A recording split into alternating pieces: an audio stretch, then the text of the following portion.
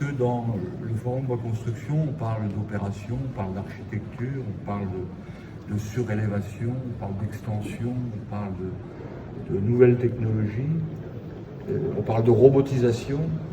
Mais derrière tout ça, il ne faut pas oublier qu'il y a des hommes et des femmes. Et même derrière les robots, il y a des hommes et des femmes. Et c'est important qu'ils soient mis à l'honneur. Je crois que c'est un signal fort pour mettre un brin d'humanité dans notre monde un peu complexe. Alors, nous allons toute une série de trophées et de prix à remettre. Les premiers trophées qui vont être remis ce soir, il s'agit des trophées Jean-Paul Lanly de l'Académie d'agriculture de France, qui est ici présent, et qui va, avec Monsieur Lecoeur, procéder à la remise de 2 trophées. Donc là, il s'agit effectivement d'entreprises. Mais derrière les entreprises, je ne peux que le répéter, il y a aussi des hommes et des femmes. Donc je vais laisser la parole à monsieur Jean-Paul Lanly et à monsieur Lecoeur qui vont parler tous les deux pour la remise de leur trophée magnifique qui est ici à ma droite. Monsieur Lanly, monsieur Lecoeur, c'est à vous. Et il faut le faire depuis ici. C'est une consigne. Bien, écoutez, bonsoir. C'est avec vraiment beaucoup de bonheur qu'on est reçu ici en tant qu'Académie d'agriculture de France dans ce magnifique édifice qui sert d'écrin au déroulement des diverses activités de ce 10e Forum international bois construction. Et effectivement, ce beau palais est une illustration à la fois du talent de ses concepteurs et de l'excellence d'une entreprise française de seconde transformation et construction bois. L'Académie d'agriculture de France, qui est aussi l'Académie nationale pour le secteur forestier et la transformation bois, s'associe bien évidemment à tous ceux qui, avant et pendant le forum, ont déjà vanté les qualités de cet ensemble architectural et les mérites de ses réalisateurs.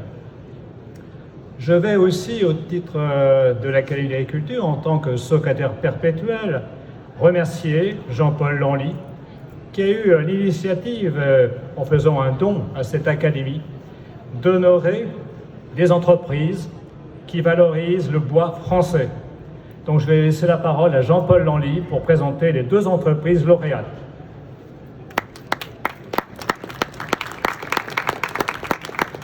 Merci, monsieur le secrétaire perpétuel. Je vais dévoiler mon visage et ne faites pas trop attention à mon étui méfié qui provient d'un contact assez rude avec la dalle béton de mon garage.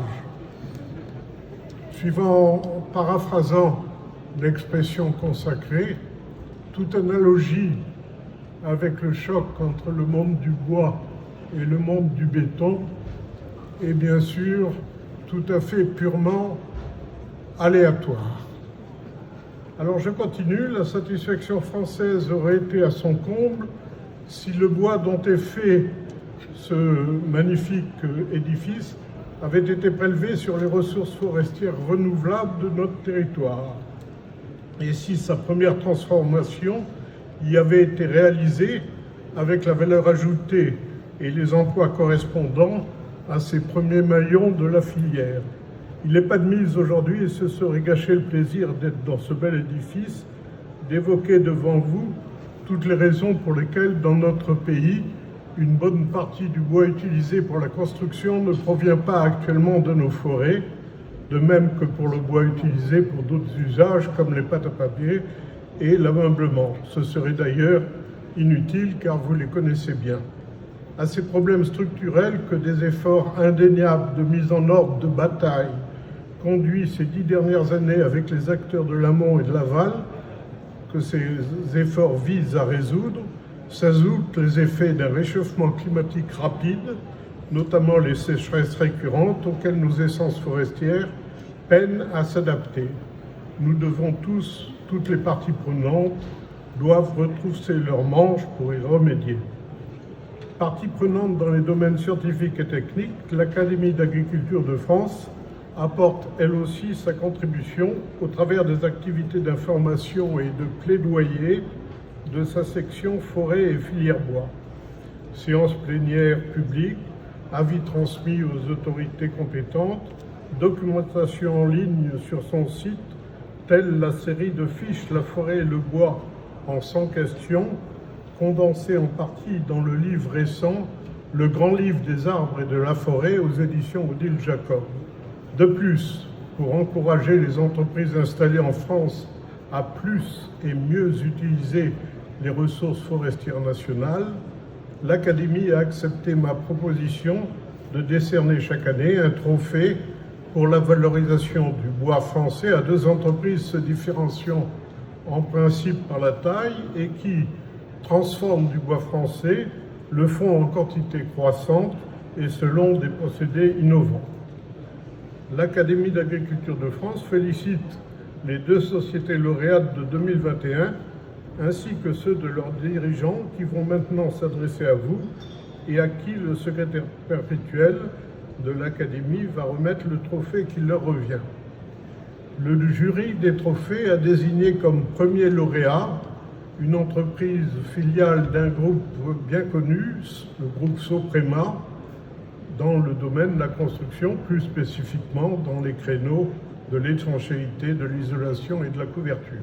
Il s'agit de la société Pavadex France, représentée ici par M.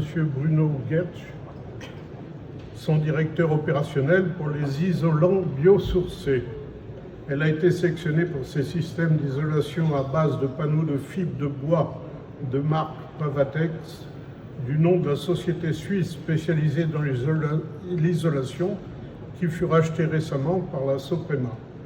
Installée à Golbet, dans la périphérie d'Épinal, la société utilise 50 000 tonnes de bois résineux local des Vosges, quantité qui ira en croissant puisqu'elle monte actuellement une 2e ligne de fabrication pour répondre à la demande en forte augmentation d'isolants d'origine naturelle. Monsieur Bruno Gertsch, nous vous invitons à venir.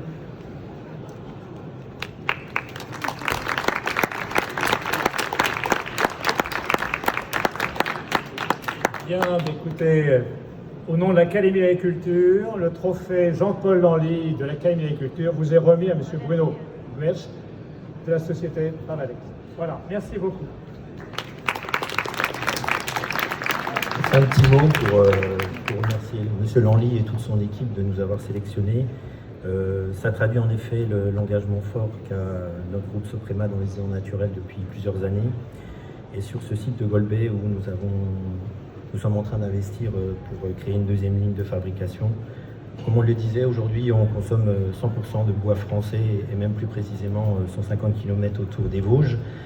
Et une de nos spécificités aussi, c'est de pouvoir consommer aujourd'hui les bois scolytés qui posent pas mal de soucis à notre filière.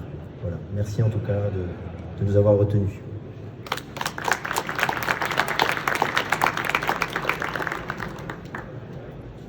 Le 2e lauréat est le groupe LCDP, ayant son siège à Dijon, représenté ici par son président, M. Thierry Coursin. LCDP est un groupe de conseil aux collectivités territoriales et aux entreprises publiques et privées dans le secteur de la promotion immobilière et de la construction.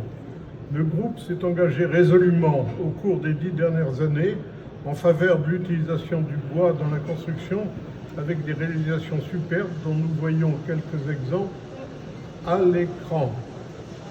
Il est à l'origine de la création de Robins, le réseau des ouvrages biosourcés innovants, regroupant en Bourgogne et Franche-Comté une trentaine de maîtres d'ouvrage, maîtres d'œuvre, entreprises de construction, industries, négoces et organismes de formation et de recherche, ayant pour vocation de développer la part du bois et des matériaux biosourcés dans la construction, et dont l'un des objectifs clés est de promouvoir les essences locales et donc le bois français dans la construction.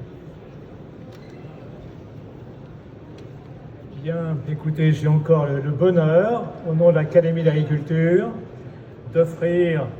remettre le trophée Jean-Paul Lanly de l'Académie d'agriculture de France à M. Thierry Coursin pour la société LDCP.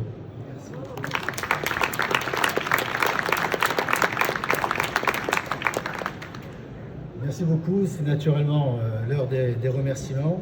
Il serait trop nombreux à faire et trop long à discourir. Il n'en demeure pas moins vrai que SCDP est une jeune société, comme la construction bois, on va dire, sur cette ère nouvelle que nous connaissons depuis une dizaine d'années. Je tiens tout particulièrement, naturellement, à remercier les membres de l'Académie d'avoir honoré le travail que nous avons porté avec l'ensemble de nos partenaires, architectes, bureaux d'études, fournisseurs de bois, de France et de l'étranger, faut-il le reconnaître.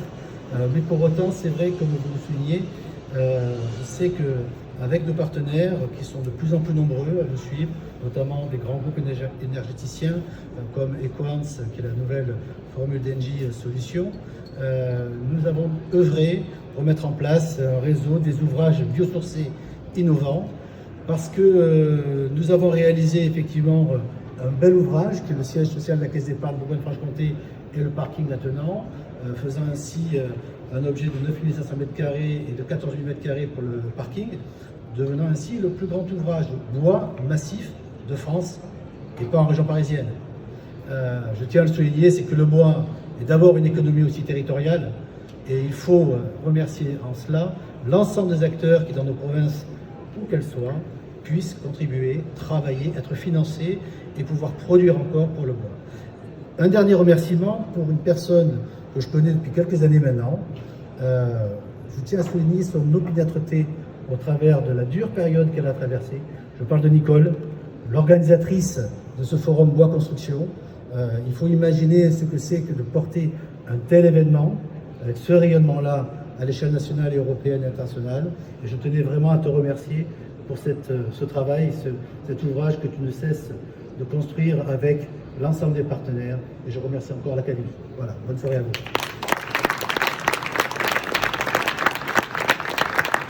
Bien, madame, écoutez, au nom de l'Académie des Cultures, on vous remercie parce que la 7e édition de ce trophée Jean-Paul Lanly a pu se tenir avec vous et grâce à vous.